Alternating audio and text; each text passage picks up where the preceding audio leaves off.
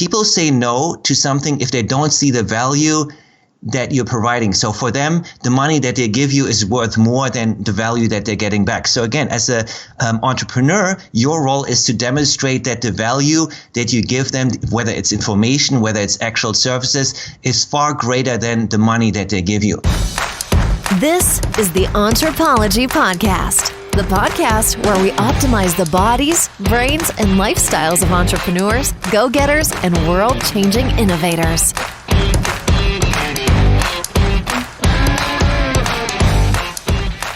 Welcome to the Entrepology Podcast. I'm your host, Dr. Megan Walker. As a naturopathic doctor and anthropologist, I optimize the health and performance of badass women working to change the world as entrepreneurs and go-getters. You know, people exactly like you. Your business, body, balance, and inner badass. These are the themes we are exploring.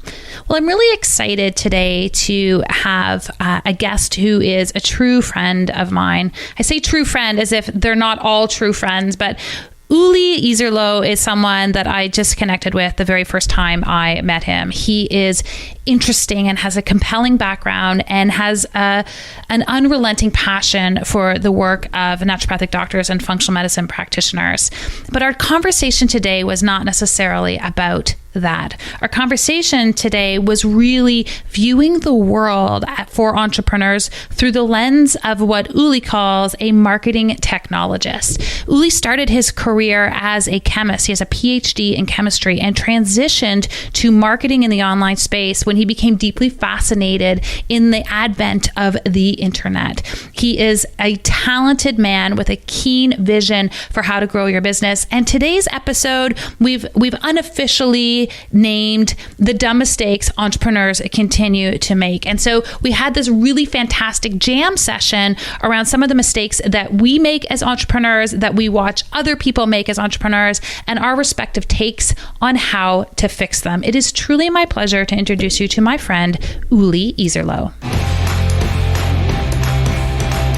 Uli Iserloh, welcome to the Entrepology Podcast. Hey, so great to be with you and your listeners. Always great to connect. Well, I'm really excited to have the opportunity to chat with you. And I just want to share with everybody that I met Uli the first time at the top of a mountain.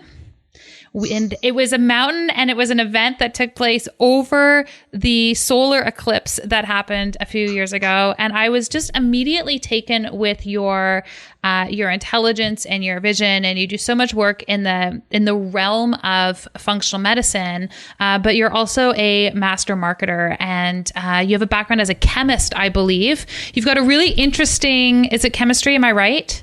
Yeah, okay, that's correct. You've got such an interesting story that really led you to where you are today and the work that you're doing in the world today. Can you share that with our listeners? Because I think the journey informs so much of the work that you're contributing into the world. Yeah, absolutely. So, grew up in Germany, and, that was my life for the first 24 years. My mom was actually one of the first female physicians running an ICU at a regional hospital. And, back in the 70s, that was certainly not the norm.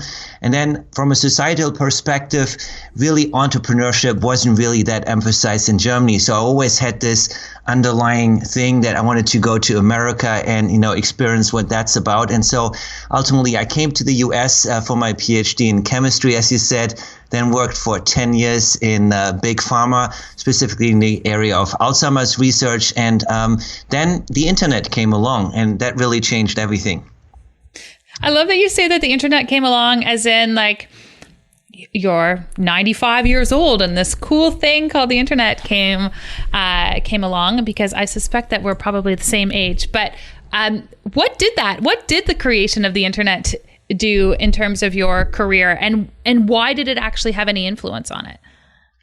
Well, what I was always sort of like technology minded, and, again, from growing up in Germany, unlike so many Americans, I didn't have my lemonade stand or my first entrepreneurial foray. So it was really at probably age 26, 27 that I finally realized, oh man, this is something, there's a huge opportunity there. You have technology, you have marketing, and I realized very quickly, this is like invention of the Gutenberg printing press. This is a once in a lifetime. This doesn't happen every 100 or 200 years. So this is a game changer. And so a friend of mine dragged me to an internet marketing conference, and it was just shiny object syndrome all over. And so I was kind of hooked, and suddenly my day job as a chemist became really a nuisance that I realized, like, oh man, I want to move into this. And so I started building websites for people back in 1998, hand coding HTML, really totally old school. There was no software there. And, over time, people said, hey, you have a good visual eye. You have a sense of organization and structure. And I guess that comes from the chemist training that, you always have more than one backup plan. In chemistry, the assumption is it's not going to work, and it's not that you failed. It was just an early attempt at success. And so you always have to sort of have a strategy. Okay, if that doesn't work, what do I do then? What do I do then? And how do I prioritize all these competing agendas and arrange them in the most logical fashion? And so I think that helped me then develop websites. I built websites for diamond jewelers, for banks, for local businesses. And there was really no rhyme or reasons why I did anything. Whoever came on board and hired me, that's who I worked for. And then it was really back in 2014 that I really focused much more on functional medicine. I said, unless you're an integrative, naturopathic, or functional medicine, I'm not going to be working with you anymore. And so, again, I think I've gone through this whole notion of I don't want to niche down because I'm afraid of losing business. But the moment you do niche down, everything changes. I want to talk about niching, mostly because I want you to keep saying niche and me to keep saying niche, because I'm from Canada and you're in New York. But we need to go back and say that again, because we're in a time where I think the world needs entrepreneurs now more than ever. But also as entrepreneurs, I feel like we're being challenged on an emotional level in a different way, because we don't have this huge net underneath us. We don't have this huge there's not this massive amount of security in the world right now. However, I actually think it's also the time where the people who have the courage and step off the ledge and have that inner fortitude are the ones who are going to win. And one of the strategies that I think is a winning strategy right now is to select your niche. So can we just talk about what happened to you when you did that? Because it's an act of courage to make the decision to say that. Yeah, I think it goes back to finding understanding, what is your purpose in life? What's your belief that fuel your work?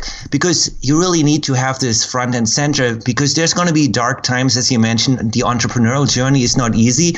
And so you got to ask yourself, what is the golden thread that weaves through your life? How does business and life merge together? And for me, I happened to come across the evolution of medicine. They hired me. And again, it was just another project that I took on. And then I finally realized, oh, wait a minute.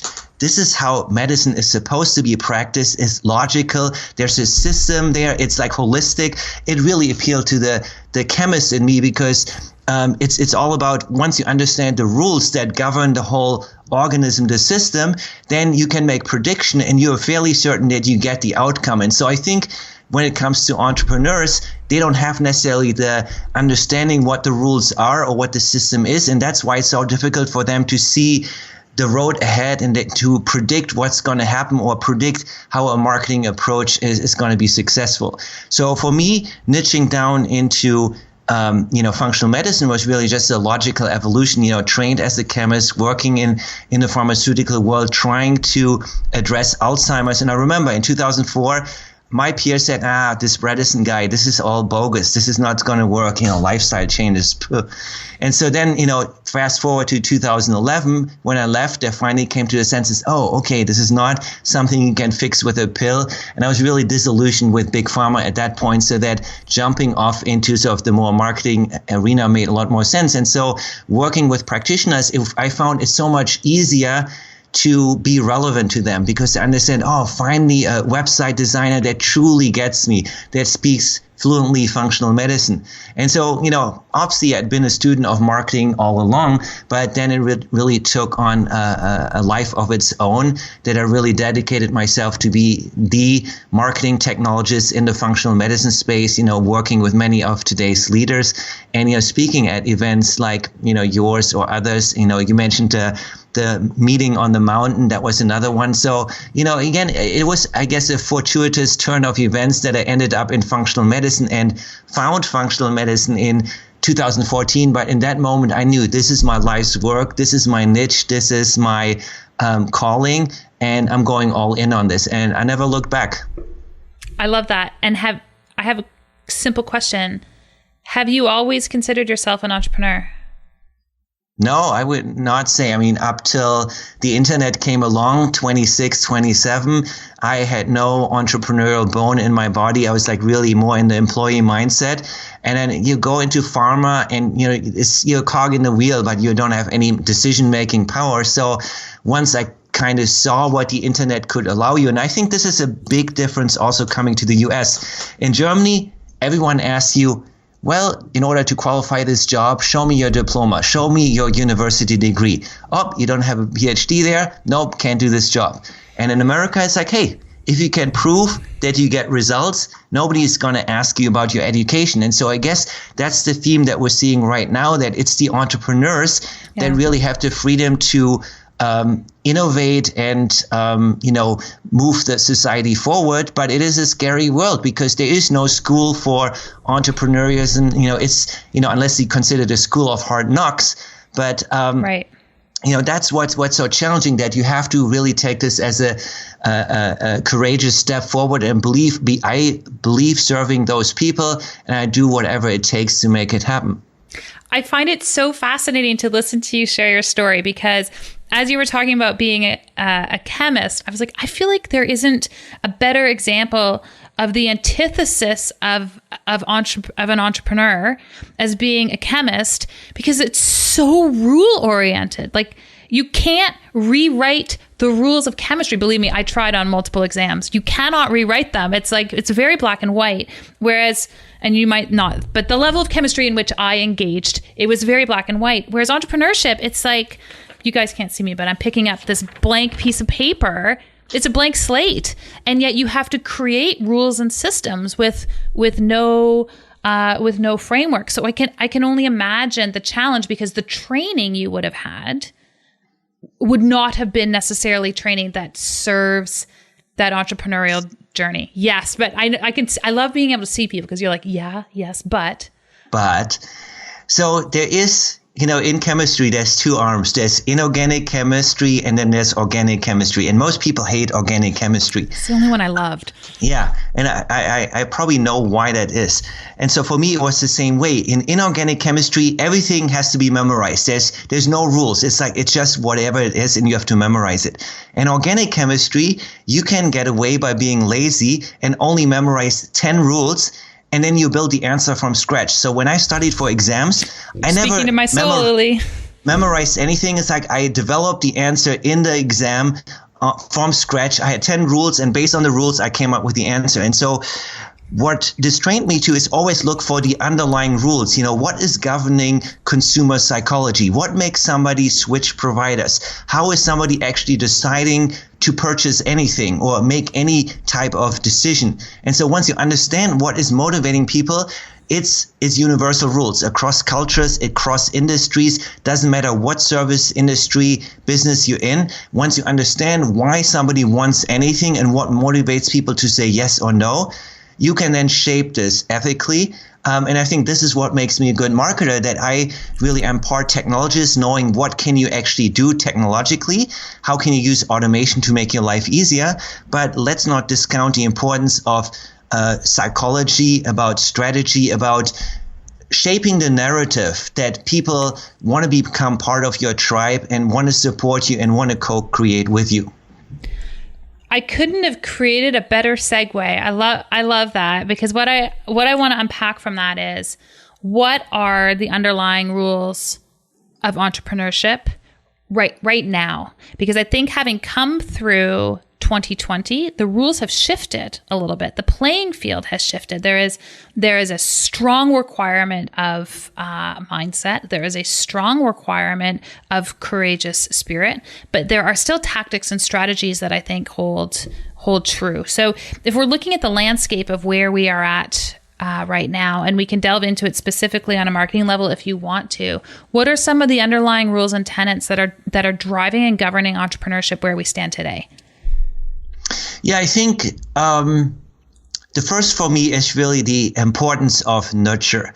That, when you're selling a commodity, let's say you're a dentist, you're a chiropractor, maybe it's a med spa or Botox, consumers by and large know what they're buying. And so there's no need for a lot of nurture.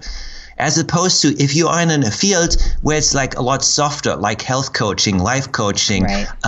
Or as physician, when it comes to health, people don't understand what you're selling, so you have to nurture them a lot longer. You have to create the necessary trust that they can say to themselves and their peers that the money that I invested in this provider was well worth it, and I don't look like an idiot spending money on something that's obviously a scam. So there's a high need for nurture, and I feel so many entrepreneurs, they look at all these service-based businesses that's selling a commodity, and they're trying to take that kind of marketing ethos to their business, not realizing you have to nurture. This is an entirely different field. And so they're sort of going at marketing with the wrong toolkit.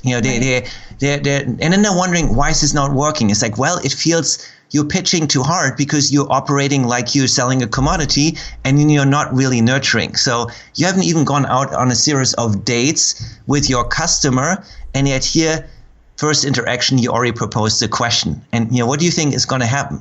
They're going to say no.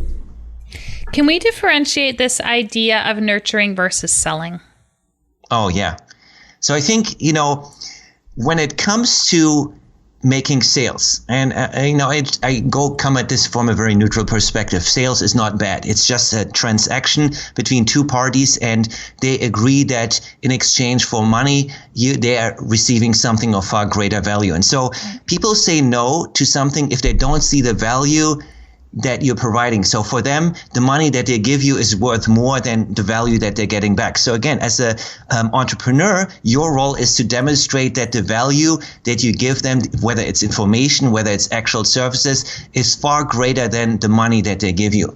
And so at that point, it's not really a commercial transaction anymore. People feel glad to give you the money because for them, it's a no-brainer. And so if you're selling commodities, marketing is mostly advertising. Put an offer out there and sell. And that's why marketing and sales get oftentimes confused, because people associate it with being pushy or, twisting people's arms. And I think when you really think about marketing, I see it as building relationship with people that you can help. And at the time you start the relationship, they may not know how you can help them. But I think when you look at your audience, you put a vibe out there, and that allows certain people to see, ultimately, I can transact with them. But it's also always about building the relationship, creating connection, intimacy. And the more people you know and the more you give and show people that you have their best interests at heart, ultimately, they feel comfortable enough to say yes with you. They certainly don't want somebody that's pushy and in their face and trying to use scarcity tactics to get them to buy anything. That's when they feel being sold to. And I think it's really just educating people and creating a connection and focus on that first. And then ultimately, that will naturally translate into one-on-one discussion. Hey, what do you do? How can you help? Oh, interesting. Maybe we should talk. So I think, the big shift, just to button this up. No, do it. It's okay. I'm smiling because I love what you're just saying. So you just keep going. Yeah. Don't let me interrupt you. So as a marketing technologist, most people think that it's all about automating everything. And I think there's this 80-20 rule that 80% of your marketing, of your education should probably be automated. And that can be you posting to social media. It could be having a YouTube channel. It's about repurposing different pieces of content, like how you have your podcast and then you have outtakes and you create different snippets from it. So you're very efficient with how you educate people. And that can be an automated process, whether it's driven through true, email automation systems or as a team, but it's not something that you have to do one-on-one all the time. But then I think most people forget that there's this 20% of one-on-one outreach. And so you will realize that most sales actually happen as a consequence of that outreach, of the Facebook messaging, of picking up the phone, of meeting people in person. It's that human element that ultimately gets somebody to say, yeah, let's partner up and together. And so I want to really put this out there that entrepreneurs understand it's really this marriage of 80% automation, 20% really custom one-on-one outreach. And that's where we find all the deals happening. Totally. And honestly, it's how we met. It was because both of us had made this commitment that I'm actually just going to show up. I'm going to show up in person, which is a weird thing to say nowadays because we aren't able to do that. But we just consistently showed up, and we became friends because we didn't just show up at one thing and have a nice chat at the top of a mountain. We showed up at numerous things over and over again, and we're able to foster and build that relationship. And in an era right now where we can't do that the same way, what are you finding actually to be most effective in terms of creating connection with people? Yeah, for us, it's on one hand, using social media. And I know this is sort of like right now people feel very ambivalent about it. I don't want to be on a platform with so many trolls and so much shenanigans going on. But sure. Ultimately, it's about you have to be where your customers are, where your future prospects are. So if most of your clients are on social media, that's where you have to be. And, I firmly believe that with all the algorithm changes, people have to invest in being seen. Why would Facebook allow you 100% reach if you didn't pay anything for it? And so this is where this pay to play comes into play. And for us, it's really just promoting educational content out there that people see your stuff, your value, your leadership over and over again. And then, ultimately, I think this should then translate people signing up for your lead magnets, for, your email list, so that you can then continue that nurture process. What we found though is that our team, we're reaching out probably to 400 people a week through Facebook Messenger, through email. It's totally one-on-one. It's totally manual. It's what Gary Vee calls scaling the unscalable. It sounds insane to do it, but that is what moves the needle. All our deals, they're not coming through an automated email sequence and people watching an automated webinar. It's really the result of doing the one-on-one. And it's not meaning that you have to go an extra mile. Oftentimes it's going an extra 4 inches. It's like not that far that you have to go. It doesn't take that much time. It's just taking consistency.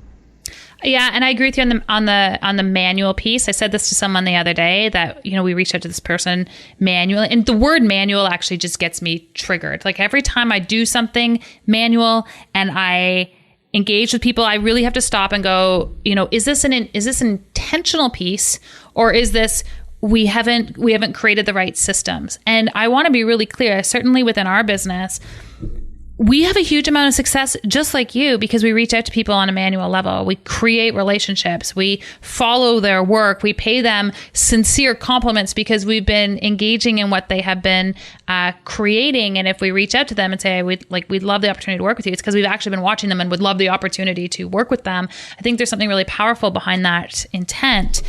So I love that you said that. And I actually was a bit relieved that you said that because some days I'm like, oh my gosh, are we spending too much time doing manual? But part of why we made that focus in our own business was because anything I've bought in the last 6 months has happened because people reached out. They reached out to me, and it never felt sleazy. It never felt there really is an energy and authenticity to people who have been engaging in your work and are like, listen, I'd love the opportunity to work with you. So I love that you're doing that, Uli, because I look to you to see what you're doing and I want to make sure I'm on the same page. Well, we're certainly metrics driven, and it's what works. So I'm not arguing if it takes manual work. There's ways around it. Again, for those that feel overwhelmed, is really, I think it's a sign of not having the clarity on knowing what to do next and what's important. Yes. What's important versus what's just busy work, and really delineating, do I have to be the one doing this work, or can I delegate it to somebody on my team?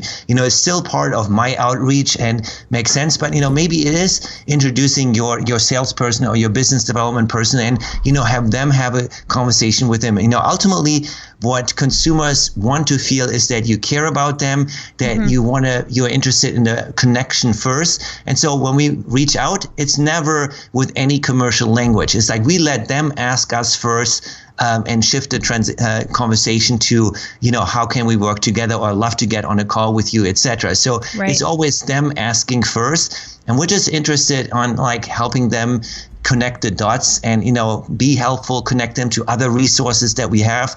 And so we have a commitment in our content marketing to lots of lead magnets. So every month we're creating a new lead magnet. It's very simple, but this is how we're building the list. This is my reason why I can actually email people, hey, we just developed this new guide on videography. Right.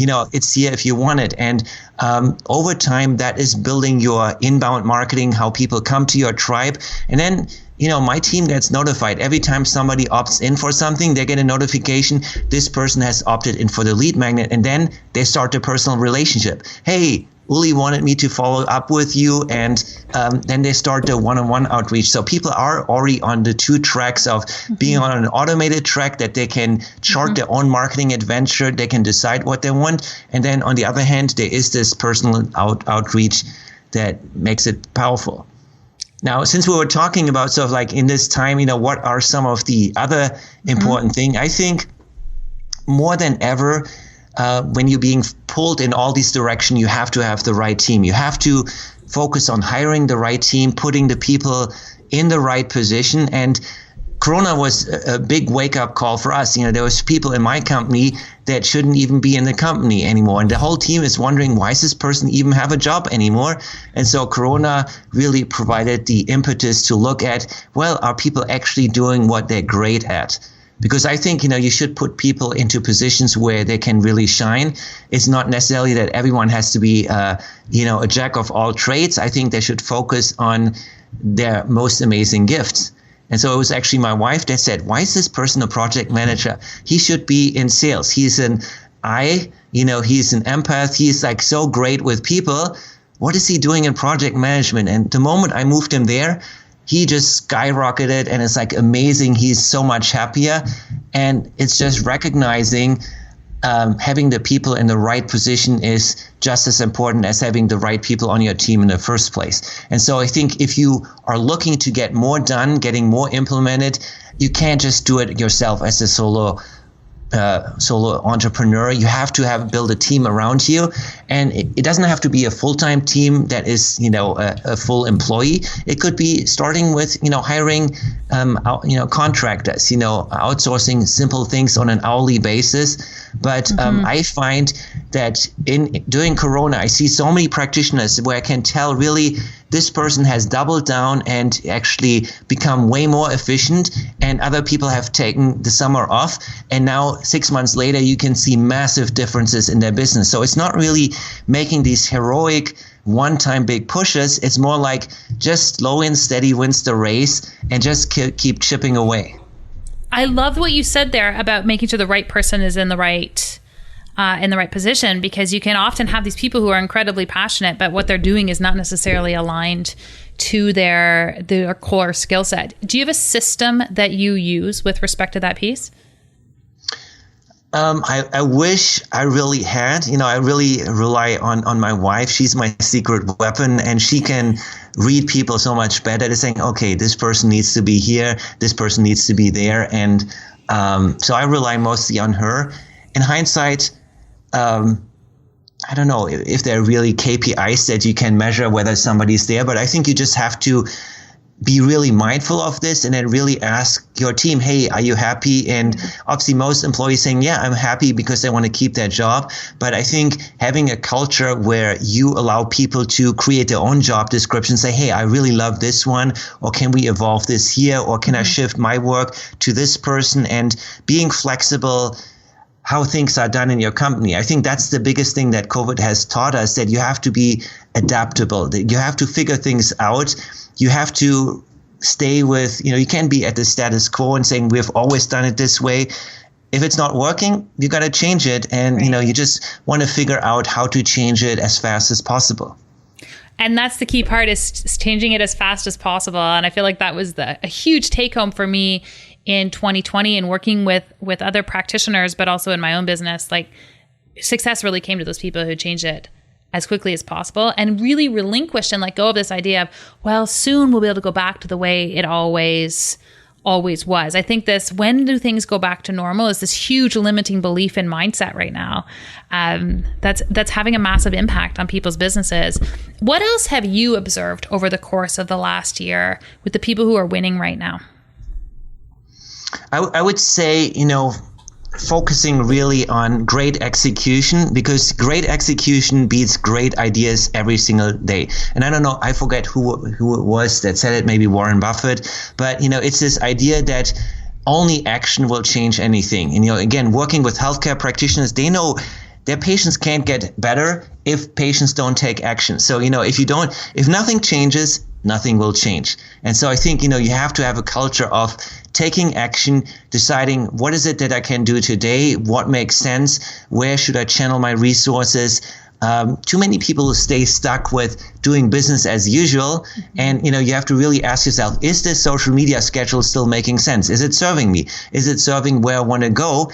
And maybe we're changing trajectory. We're pivoting. I mean, again, COVID told you, okay, you can't do hands-on services anymore, so you have to be more virtual. What do?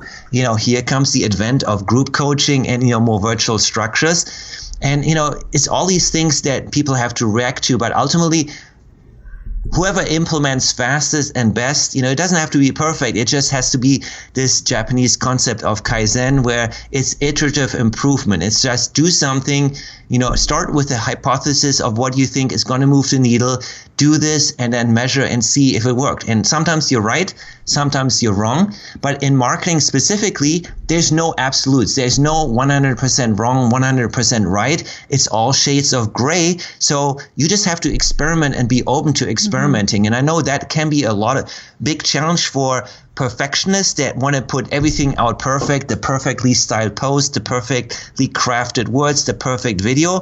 And I think perfection is really the enemy of progress.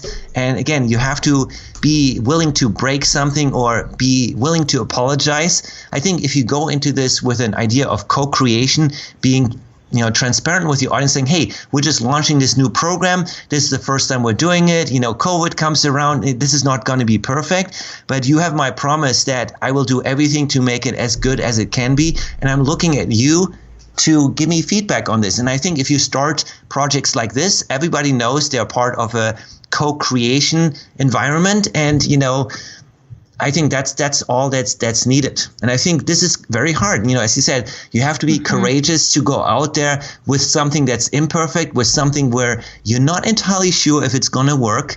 But if the intent behind it is honest, if you share that intent and people know you as that person, then I think you're in the right place. I really like this idea of co-creation, because I think that is so much of what this is about. And I'm sure you have the same conversation, because I have this with practitioners all the time. And they're like, I know, but what are the exact steps I need to follow to do this? And I'm like, well, here is the framework, but there are no rules. And as soon as we start to be looking to rules, I think that's where we get into trouble, because it really alienates any level of flexibility, which I think is a must for entrepreneurs. So I'd be remiss to not ask you this, because we have a marketing technologist on the call with us today for this interview. Where do we need to be looking moving into 2021, Uli, with respect to our marketing? What are our must-haves? Yeah, I think, you want to have a certain automation level in place. You have a strategy. What do I say? Well, okay, let me backtrack. Number one, be clear about the message that you want to put out there into the world. If you're clear, great, move on to step two. If not, I think go back to square one and really define what is the message that I would have put out there? What's the amazing gift that I have? What does the world need to see from me? How can I step into that role? And get really clear on this, because that will really fuel everything else. And then step number 2 is, okay, how does your audience actually understand that you have that gift? I always say, you can't be the most amazing healer unless the world knows that you're the most amazing healer. So there's this dual role of, yes, you have to be a genius at what you do, but you also have to tell the world about it. And, imagine Thomas Edison inventing the light bulb and never telling the world about it, right? We would still be in the dark ages. And so I think the same is true for any entrepreneur, that you have to have equal part being an innovator and amazing at your craft. And then the second part is letting the world know. And letting the world know is really what I see as the marketing funnel. So have a social media game plan, have a website that is customer centric, get people onto your mailing list so you can then start nurturing them. And really, for a lot of people, they feel weird about what do I post on social media. So we have a training that we developed over the last year that is really finally giving people a framework of this is what you say on social media in a way that it is valuable, but at the same time, it doesn't come across as salesy, because it's really just revitalizing people's mind of why they are stuck with the problem they have at hand and what's the better way to look at this. Because people can't say yes to your solution if you're just proposing the same solution that they've already tried and didn't work. So getting clear on your marketing funnel and the technology is key. Having the right team in place. I think those are the core ingredients to have in play. And then I think the biggest thing that people need to focus on is their offer creation. And I know this is not necessarily marketing technology, but if your marketing is not working, it's because your offer is not sexy enough to your audience. They don't understand why now, why this person to buy from, and why this product. And so I think every great marketing campaign, every business success is ultimately coming down, do you have a product that is really sexy, that people want, that makes it a no-brainer? And so I think this is, again, as an entrepreneur, if you don't have this yet, if you don't have the commercial proof that people rave and love working with you, the reason why that's not happening is maybe because the offer is not compelling enough. It's too lame, too similar to other offers, and really figuring out what does the market need, where's the hole in the market, and how can I serve that market? Yeah, there's so much truth in what you just shared there, Uli, because I think that sometimes we fall in love with our own work and our own outcome, and we see it. And I see this in particular with practitioners, but it's really across the board. We're like, and I can think of a number of different examples where people are like, but this is exactly what the person needs. Like, if I could just intervene right now, it would change their life. And the challenge is that it's really not about what you think the person needs. It's about what the person thinks they need. And the biggest disconnect that I see is in that misunderstanding. And then we fall in love with our marketing, and we put so much work into it that we're not willing to let go of it when we really should be acknowledging the fact that it's not a meeting of minds between what people are looking for and what it is that we are producing. And gosh, if there's one thing I would just really encourage people to do is you have to be willing to let go. You have to be willing to let go when things aren't working, when people don't want it the way you've packaged it, and not be so attached to your videos you recorded and the sales page you made and the hours you put into that, and view it as a lesson, and then move on to something that actually impacts people's lives in a positive way. Yeah, my first business coach, he said, Uli, do you really need a website to sell your services? And sure, a website makes it a lot easier, but technically you just need to be on the phone with somebody.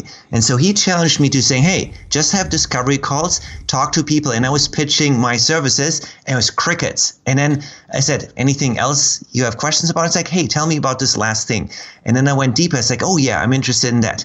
Next call, did the same thing, and I included the last thing. And it's like, oh, I'm not interested in the first thing. Tell me about this last thing. So over a series of 10, 15 calls, I optimized my offer. I said, okay, people are not interested in this. They all want this. And so then I focused on that. And, that's really what needs to happen. And, I've been in this space, since 2014 now. It was really only till, maybe last year that I finally understood this is what my audience wants, and this is what they're not getting anywhere else. And let's go all in on this. And so you have to constantly listen of what needs are not being met. What do they really want? What's their language telling you that they yearn for? And I totally agree. It's not what people need. It's what they want to give you money for, or what they perceive they need right now. Right. And this is the other part where we can tie it back into automation. people will make a purchasing decision when they're ready, not when you need the money. So you have to have the longevity to still be around in 6 months when that person is actually ready. So in the healthcare space, maybe somebody is going through something very traumatic right now, a divorce. They don't have time for your offer right now, but once they're through this, then your offer is supremely relevant, but just not right now. So don't think that the person not buying your thing right now has anything to do with you. It just didn't fit into the agenda right now. And so I think this is another way where entrepreneurs have to be more compassionate with themselves, that it's not always you, it's what your customer wants. So brilliant. And I kind of feel like we could jam on this all day long, but what I am going to do is I'm going to transition the interview to a component that I call our KPIs. And just like we have KPIs in our business, I believe that we have them in our lives as well. So I've got 5 rapid fire questions coming your way. You ready? Yeah, let's go. What's the most impactful book or conversation that you have read or had during the pandemic? Oh, I would say, and this is not just during the pandemic, right? I would say The Road Less Stupid by Keith Cunningham. And he is one of the foremost, business advisors. And it's not a book that you read cover to cover, but it's a series of fireside chats to explore certain issues about your business. And his point is like, let's prevent the dumb mistakes that can really sabotage your forward momentum. If you can learn the lesson without getting punched in the face, then all the better. All the better. What is the one thing you are most consistent with respect to your health? Oh, eating healthy and sleep. And obviously that's easy, when you have a chef as a wife, but, that's, I would say hands down, eating healthy. What is something totally badass about you that people would not otherwise know? Well, I don't know. My wife forces me into badass things like being serving as a target for a professional knife thrower without me knowing, but yeah. Okay, that will definitely qualify. What do you do for fun or play? I would say travel and seeking experiences, and that's really one of the bummers during this, pandemic that can't travel as much, have these experiences in exotic locales. But really looking forward to next year and resuming that. But I think ultimately, when you look back as an entrepreneur, you work a lot of hours, so you have to put experiences in there because that's at the end of the day that you remember. That's what makes you happy, and I think that needs to be part of the equation. Absolutely. And last question for you: entrepreneurism. Are we born this way, or do we learn to become entrepreneurs? No, I think it's learned for sure. It's learned for sure. I love that there is zero consensus on the answer to this question. Uli Iserloh, it is a pleasure, like always, to have the opportunity to hang out with you. Where can I send people to learn more about the work you're doing in this world? Yeah, I think the best place is online on our website at bigboost.marketing, .com, and online at Uli Iserloh, wherever, Facebook, Instagram, YouTube. I'm all over the place. He's in all the places, and we'll hook everyone up with links in our show notes. Uli, thank you so much for your time. Awesome. Thanks for having me on. Oh, that was such a juicy episode. I could jam for hours with my dear friend Uli, and he has so much to offer the world. I love reaching out and connecting with entrepreneurs, as you know. And so if you are an entrepreneur looking to have a big mission in this world, please come and hang out with us. We are over in the Entrepology Collective on Facebook. This is a free Facebook group for women and entrepreneurs just like you. And to my practitioners in the crowd, Uli is someone who has really made incredible contributions to our respective industry. And he hangs out with the go-getters and those individuals who are really striving for greater impact. I hang out with those people too. And if you are a practitioner listening to us, I'd encourage you to come and hang out with your wolf pack. We are over in the Facebook group called Clinician Business Labs. And over there, we talk about how to be a badass in terms of mindset, your health, and your impact on the world. Like always, my name is Dr. Megan Walker. I will drop into your podcast inbox every Tuesday morning, and I will see you again next week.